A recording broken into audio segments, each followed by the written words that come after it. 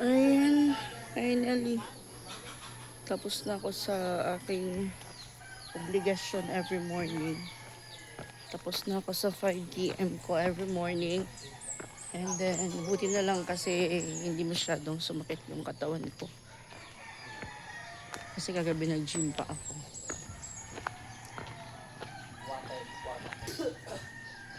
Kapinoy? Oh, karon Ayan, naginit ang tubig. di nga dito kaglabi ba? Oo, sabi. Dili na sa mod to sa kon. Kanya.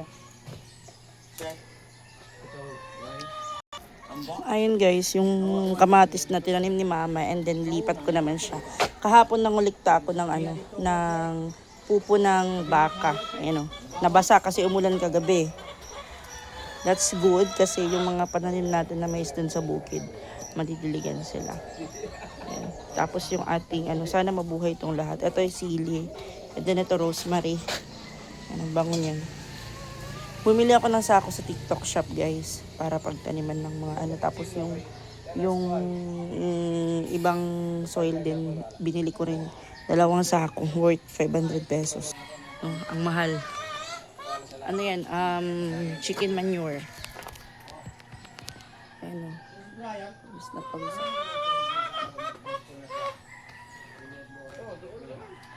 Ayan. Ano sa paa? Ang support sa tuhod para hindi sumakit kasi sumasakit yung tuhod. So ngayon, hindi ko pa alam kung ano yung plan ko for today's video kasi today start ng pag-claim ng race kit namin sa IPI. So sumali kami sa IPI Fun Run. So ito yung first time na sasalihan ko na event ng Fun Run na malaking kumbaga malaking fun run na yung sinalihan ko. Maraming mga sasali ako. May mga artista na mag-join ng fun run ng IPI. Tapos mamaya i-vlog ko kung ano yung mga tanggap natin na race kit ng IPI. So this is my second time na sasali ng fun run. So yung takbo namin is at May 31 sa Mandawi Gate Walk. Kunin ko lang yung aking sapatos. And then, hindi ko alam kung hindi pa naman mabaho. Kasi kung lalabhan ko to, ngayon is 28, pwede naman sana may 2 days pa. Kaso lang yung panahon dito ngayon, uulan, iinit, baka hindi matuyo. And ito yung gagamitin ko na sapatos kasi yung isa na sapatos ko, masakit siya sa salampakan. Hindi ko alam kung bakit. So ito, Camel brand na sapatos, maganda siya gamitin. And then, affordable price din. Ito, yung binili namin, parang ukay-ukay din siya. 750, mura siya. Kumbaga pwede siyang pang everyday walk. Dito si Nonoy sumama siya dito kay Edmar kagabi. Tabo yan na tabo. Webes ngayon, tabo aga. Yung sakit ng tuhod ko. So ngayon lang talaga sumakit yung tuhod ko. Ngayong mga siguro 2 weeks ago. Oo. Pero nung 1 week ko sa gym or 1 to 10 days, hindi naman sumakit yung tuhod ko. Siguro kulang din ako sa kain kasi minsan yung kinakain ko hindi umaabot sa calories na kailangan ko sa isang araw. Minsan hindi ako nakakaabot ng 1k calories. Parang nagka-crash diet ako guys kasi minsan nasa 700 lang, 500 yung kinakain ko kasi puro itlog lang ako. Puro itlog. Meron naman minsan gulay, pero everyday talaga yung itlog ko. Kaya bilis maubos ng itlog namin. Nagreklamo na si mama ko. Sabi niya mag-alaga ka na ng manok kasi puro ka itlog araw-araw. Araw-araw pa naman nakakain ko na itlog. Minsan 6 to 9. Pero hindi ko kinakain yung yung yellow. Naman yun? Good cholesterol. Pero Hindi ko kung kumakain ako, siguro mga isa or dalawa lang. Pero kung kakain ako ng 9 eggs, ubusin ko pati yung yellow. Hindi. Ayoko ng yellow. Gusto ko yung puti. Yun lang sa pero nasanay na ako kumain. Relax muna ako. So, bag rin. Ano yung laman ng bag ko? Ito kasi siya, may sumpong na to, pero hindi ko siya nilalet go kasi remembrance to, bigay to sa akin ni Tita Rona. Dalawa to, yung isa siguro nandun kay Oni. Yung blue ata. Dalawa to. Belt bag. So, yung laman nito, madumi na nga, hindi ko nalaban. Headset, just in case malobat yung isang ganito ko. Then, may mask, just in case. Tapos, meron din akong Immuni. Ready to drink. Ano to? Para siyang energy drink. So, hindi ko lang. Chocolate flavor. Hindi ko siya iniinom. Tapos, meron akong coins. Kasi hindi ako nadala ng tubig. Just in case na napagod ako. Sumakit yung paa ko. Meron akong pamasahe pabalik. Tapos, ID. Tapos, 50 pesos. Coins again. Ito lang naman yung ihulog ko to sa piggy bank.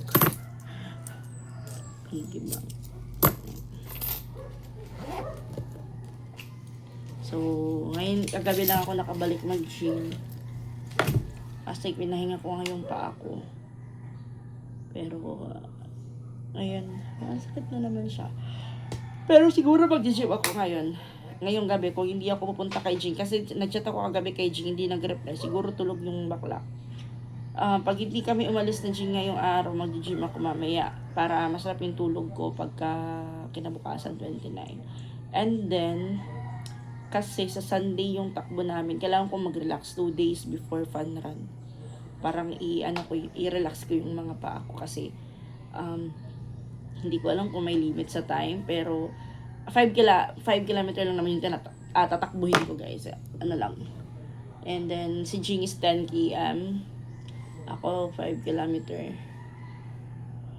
Kasi gusto ko lang, ayoko mag 10 km kasi ano yun, sabi ko ayoko mag 10 km kasi kung mag 10 km ako baka sumakit yung paa ko. Pero nung time na yun, hindi pa naman sumasakit yung paa ko. Nung time na nag-register ako, nandun ako sa Tacloban. May 1. Siguro May 1 ako nag-register or May 2. Tapos, ayokong kasi hindi pa ako sanay sa takbuhan. Ano lang ako, more on walking ako, tapos tumatakbo saglit, tapos walking ulit. Yung ganun. So, gusto ko lang makasali ng fun run, guys. Gusto ko lang ma-experience yung tatakbo ka na merong Piolo Pascual. Yes, andun si Piolo Pascual. Siya yung artista na darating doon. And then meron din mga content creators. And I'm so excited, guys, kasi ito yung pinaka big event na sasalihan ko na fun. Yung 2 beses pa lang naman ako sumali ng fun. Gusto ko ng Ocean Jeep, kaso lang sa July pa yung takbo, and then hindi ko hawak yung schedule ko for now kasi uuwi nga ako ng Tacloban, and then meron siguro hindi ko pa na-fix yung plan ko, pero inaantay ko na magbiga yung baboy para maiay na siya before ako umuwi ng Tacloban. And then order na lang ako ng pregnant test para sa baboy, kasi di ba meron namang PT para sa baboy and para sa tao, so magkaiba yun. Order na lang ako ng siguro mga 2 or 4 na PT, kasi after 18 days i-check if buntis ba siya, para just in case na hindi siya mabuntis sa first AI niya, maaagapan ka agad, maaanuhan ka agad siya. Kasi meron namang mga, alam niyo na ngayon, very high-tech na yung panahon natin. Meron ng mga ini-spray na odor para yung inahin, mangurag, yung mga ganun. Tapos, just may mga pinapakain. Ganun. Kaya, ano na lang. And then, ngayon, pupunta ko ng Katmandaan, Tabo ngayon, kasi kahapon, holiday. Hindi ko alam kung bakit holiday kahapon. Basta holiday, nag-early close yung Agribit na binibilan namin ng feeds. And then, ngayong araw, punta ako doon para bumili ng 2 sako na feeds. Tapos, mamaya pa siguro, oras na ba?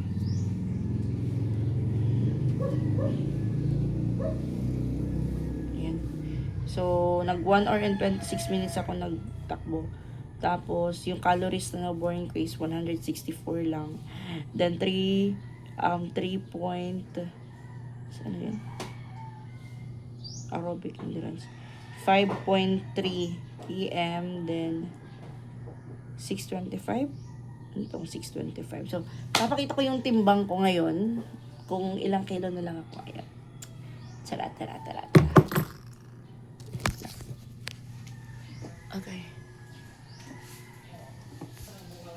Ayan. Ito yung timbangan ko, guys. Ilalagay ko lang yung cellphone dito para hindi siya dumagdag sa timbang ko. Okay. Sakit lang pa ako. Okay.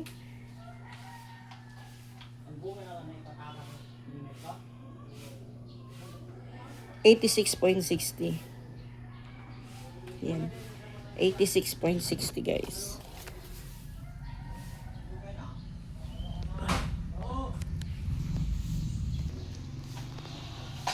$86 na lang ako.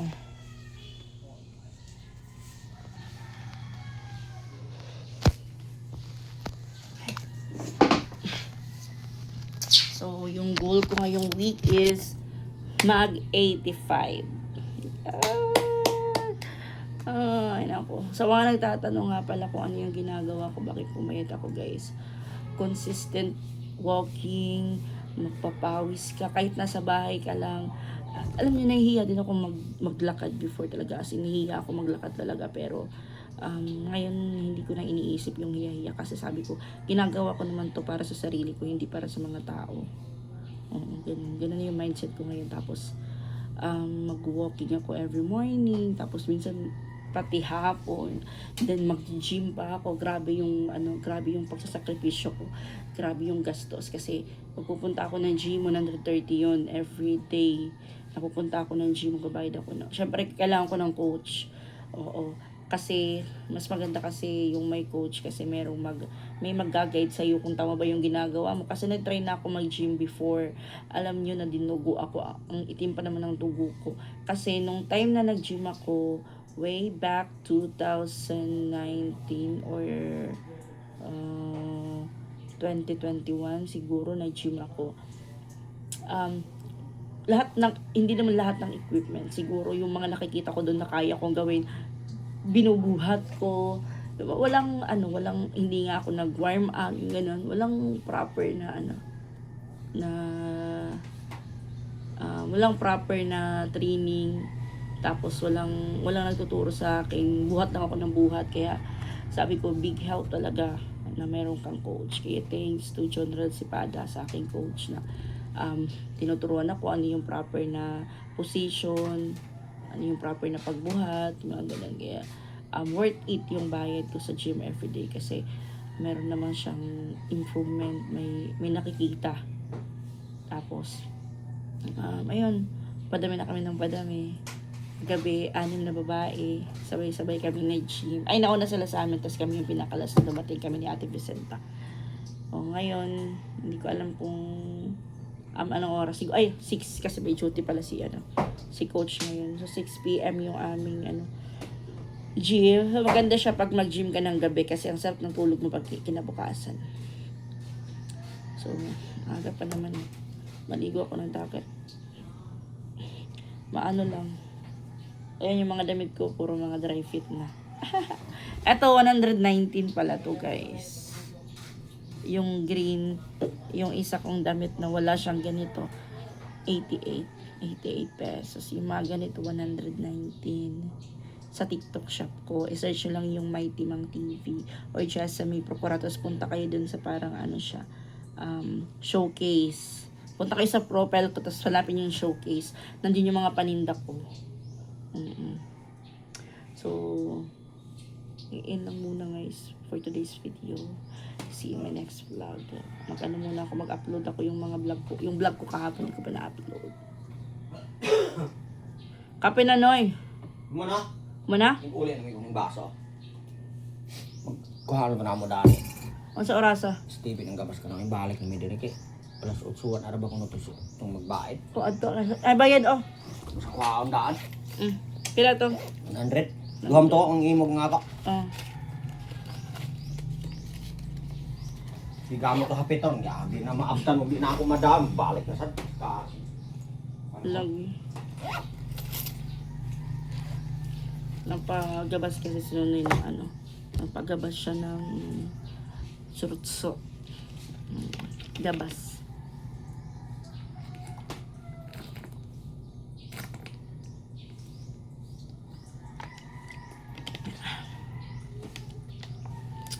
So that's all for today's vlog, guys. Ang chismis ko today, pati kahapon, ay matatapos na, paano ba naman di ako magiging marites, matatapos na yung buwan, hindi ako nakaabot sa aking minimum wage. Paano ba naman? Siguro mga 2 weeks or 3 weeks akong walang vlog. Kasi nga sabi ko, ano naman yung i-content ko, panay naman ako lakad, panay lang naman ako gym, lakad, alam naman ako mag-vlog. Ay, kahapon lang ako nag-content. Tapos ngayon, wala akong masyadong activities, kaya wala akong masyadong mag-vlog. Siguro pag uwi ko ng Tacloban, or pwede ako mag-vlog doon kasi a day in my life as a content creator. A day in my life na nag-iisa sa bahay na walang kasama. Nag-iisa na syempre wala kang kasama, tangik. Ayun guys, bye for now. Yan. Sige, pasabayan niyo ako sa aking sa pagpapapayat ko, guys, kasi alam niyo naman, saksi naman kayo, nakita niyo naman kung gaano ako kalakas kumain, gaano kalaki ng tiyan ko. Pero ngayon, guys, at least nababawasan siya. Sana hindi ako bumalik sa sa pinanggalingan ko na katawan. Ang laki na nabawas sa akin, 12 kilos na, guys.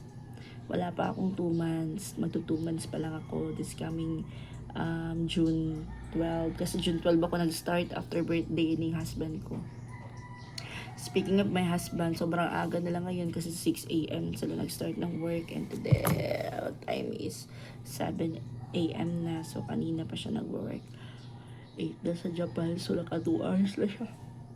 Hirap ng trabaho ng husband ko, guys. Kaya, siguro baka next lang pauwiin ko na siya. Tapos dito na lang kami mamuhay ng mapayapa. Ano ba yan?